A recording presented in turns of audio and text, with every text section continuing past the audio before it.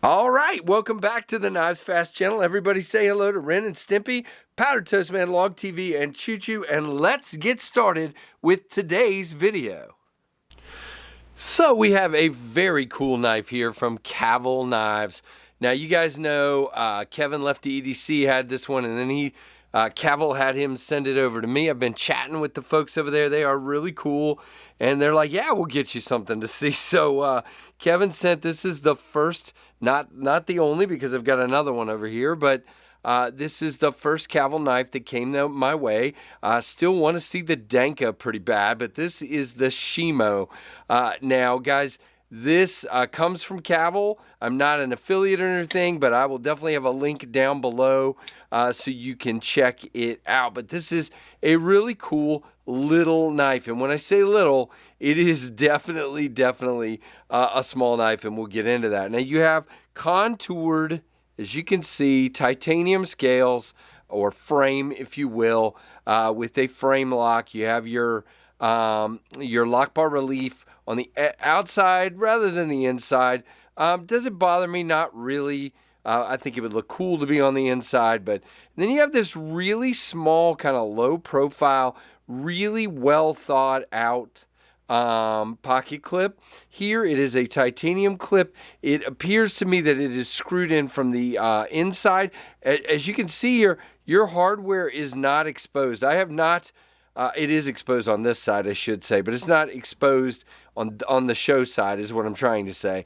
And so I think what you do is you take this apart, and that screws in from underneath, which is really cool. So you do end up with a little bit sticking out of your pocket, about like that. But as this little tiny knife, not a big deal for me. Nice chamfering here and around the edges. Very cool. Feels nice. You do have a little trim down here for that. They are very nicely done in that regard. Now, a couple of things you guys know, I'm not a huge fan of a front flipper all the time. If it's the primary method of opening, for me, it is not. I can definitely get in there, get in there and middle finger flick this guy really well. Little harder to thumb open it. I cannot really do it well because my fingers end up on the lock bar, but as far as middle finger flicking, no pressure on the lock bar, flicks out like a dream. Now, front flipping, interesting design here. So instead of just having this tab kind of sticking straight out, by the way, this is a Tiguas design, and I think that's how you say it. By the way, I love Cavol's pivot logo there, kind of a more generic cap on this side with the screw, but that's cool. The screws are countersunk. Very cool. And you do have a lock bar steel interface there. Very cool. Alrighty. So back to what I was saying. So instead of coming straight out, now you have jimping here that is for your thumb when it's open. And then you have this dip down and jimping here. Now here's the thing, guys. Let's just talk about this for a minute. Do I even have a flipper knife sitting out right now? I don't. Yes, I do. Okay. So I am carrying this Finch Holiday today, and we always have kind of a shape that is conditioned for grabbing your finger on a regular flipper tab. So why do we have so many front flippers that are just this bar just sticking out? Now what they've done here is they've done something the shape of my thumb.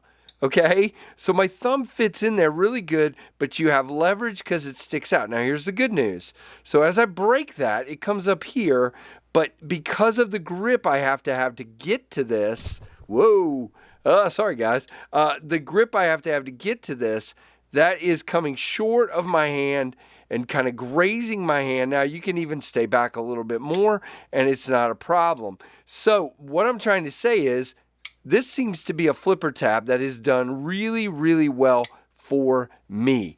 I can do this very easily, not a problem. I just try to do it without any wrist. There you go. I'm not super good at that, but that's more me than the knife. Yeah, I mean, it grabs. It's got good, excellent jimping there, good detent. Pops right out. Now, again, if you're choked up, you are going to feel that tab come back like that. but it's just grazing you. So just come back a little bit, which isn't too bad, and do that. And you're literally just embedding your thumb into that tab, and it fits. Look at that. Fits perfectly. Bam. I love it. Now, this is a tiny little knife. It is an aggressive tanto. You have a fuller and a hole, which you guys know is something I love. And I love the geometric shape because you have a tanto is a very geometric, very linear style of knife. And you have a very geometric and linear hole, geometric and linear fuller. And together they make this really cool shape. Now, you do have a sharpening choil that is very low profile there, but it's definitely past the plunge, so really, really good there. Now, as far as ergonomics, guys, this is going to be a 3 1/4 inches. It's a 3-finger knife for me, guys. It really is. You can choke to here, really, and it becomes a 4-finger knife, but for all intents and purposes, it's a 3 and a little bit more knife for me. But you have this nice choil right here and a great kind of swell to hang on to. And so it doesn't feel, it still feels very positive in my hand. You have plenty of jimping right here to put your thumb on. Everything else is nice and clean and chamfered off. As a matter of fact, it's more like a swedge up here, as you can see. But it feels really good. My natural grip is right there. Feels good. Now, let's talk about cutting. If I can get down here and get something. All right. And this has got some tape on it, so this would be good. So, yeah. Well, let me get a better piece of cardboard. That's kind of dumb. It's flimsy cardboard, and it's just bending on me. But there we go. So it's not. Now, this has been to Kevin. It's not.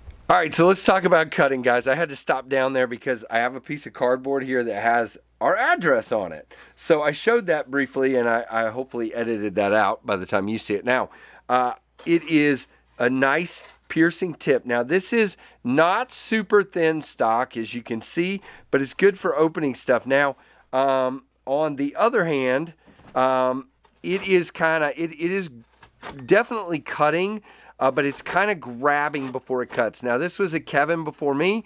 I'm not sure what all he cut with it or if it went to anybody else, but it didn't come to me super duper sharp. Now, do I wish it was a little sharper? Yes, I do. Now, we'll talk more about that in a minute, but it has kind of a really shallow grind to it. So as you can see, it is very, there we go, thick at this point as far as cutting. Why are you struggling with focus here? There we go. I don't know why that just happened, and I'm really sorry, guys. So picking back up here, we have got a thicker edge here because, again, the grind is here rather than all the way up here. I get it, and again, that secondary tip, let's go back. That secondary tip is good for getting down into a box or something, like cutting tape. But again, we are a little, I mean, we're sharp, but it just could use a touch-up. Now, I did strop it a little bit, and it helped, but it might need an actual edge, hard to say. But, you know, again, Kevin had it, and I don't know, and I'm sure you could take care of it. Now, there is something to talk about in that regard before we move on to specs and a couple other things. So this is, of course, made in China. I don't know who the OEM is, if Cavol is doing this or if they have someone else do it. But, of course, it is, I'm trying to find the blade material, but I believe it's M390. And the hardness is listed as 58 to 60. So maybe Kevin used it quite a bit and kind of knocked that edge down. Again, does it feel sharp? Yeah. Does it feel like it's going to cut me sharp? Absolutely not. And again, it's because it's a little bit thicker. But again, you got this tip. And again, like I said, and I'm destroying this poor piece of cardboard. Again, you can get that tip, and it's, if you puncture, it's absolutely going to cut. Look at that. See what I mean? It's not sharp. It's just, you know, needs a little touch up on the edge. So I hope that makes sense. Now, you do have the logo there. I think that's Tiguas' logo, if I'm saying that right. And then you have a bunch of numbers and stuff up here. The model is the Shimo. The steel is M390. And then I can't read that because it's so small. November 2022. So yeah, you got a lot of information on here, which, you know, isn't a big deal because it's so small.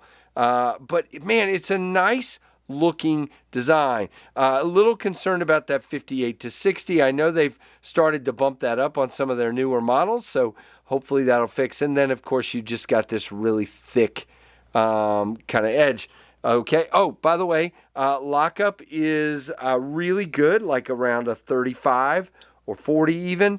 No lock, rock, or blade play. Really well done in that regard. And we are centered as centered can be.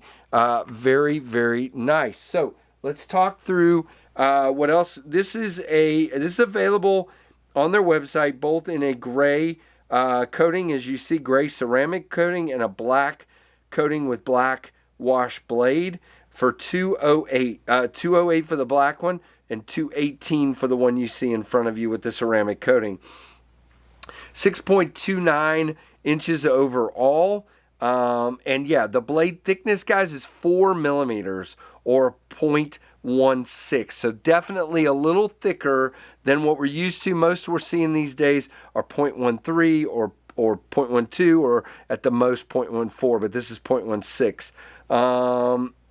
Half an inch thick on the handle. And I am looking for weight.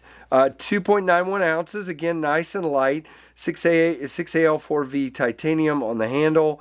And again, it is made in China, $218. I think that price is right in line with what you're getting very much. But really cool, really glad I got to see it. The design is phenomenal, and the carrying out of that design is really good. Just a couple of little things to note, like the thickness here and the hardness, and that's really all I wanted to point out. But other than that, very, very nice knife. And again, you guys know I don't usually like a lot of really small knives, but and how small is it, Casey? But I do like it. So number one comparison is going to dwarf it. That is the Ontario Rat 1. Makes it look teeny tiny, and the Ontario Rat 2 still is bigger than it. So there is your size, and it's just a little, I'm not going to get that out right now, but because I did a short on it, but it's a little bit larger, just barely larger than the Spyderco Dragonfly 2. So there you go, guys, the Cavol Shimo. So glad that Cavol sent this one out for me to check out, and I can't wait to check out more of their knives. Definitely. So very, very cool, guys. Give me a thumbs up, a comment down below, and all the things. Like, comment, subscribe, and notification bell. And guys, I'm so thankful for each of you. More content to come, so stick around, and thanks for watching the Knives Fast channel.